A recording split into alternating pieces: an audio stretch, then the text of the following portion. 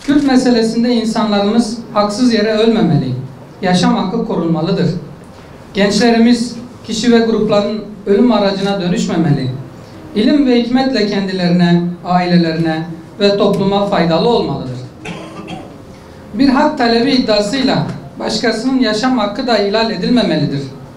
Başta anayasanın tek tipçi ve etnik kimlikli vatandaşlık tanımından başlamak üzere mevzuatta ve uygulamada ayrımcılık içeren hükümler kaldırılmalı, herkes eşit vatandaş olduğunu hissedebilmelidir.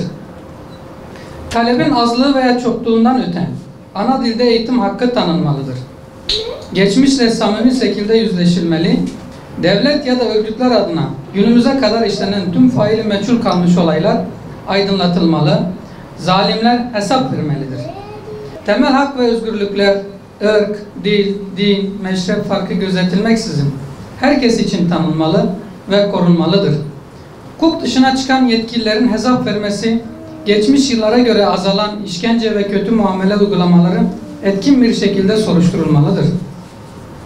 Zulüm niteliğindeki darbeye karışan ve fiili destek verenlerin hak ettikleri cezalar verilmesine devam edilmeli.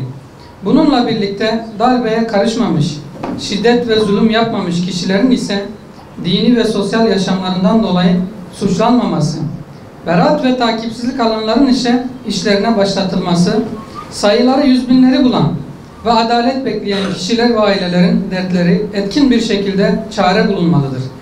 İlimizde HDP binası önünde ailelerin başlattığı oturma eylemi meşru bir ifade ve örgütlenme özgürlüğüdür. Anaların kim tarafından yönlendirdiklerinden bağımsız olarak çocuklarını örgütten isteme hakları vardır. Yine ilimizde belediyeye kayyum atanması ile ilgili olarak da bu durumu barışçıl şekilde bugün de protesto eden vatandaşların ifade ve toplanma hakkı meşru olup engellenmemelidir. Asıl olan seçimle gelenin seçimle gitmesidir.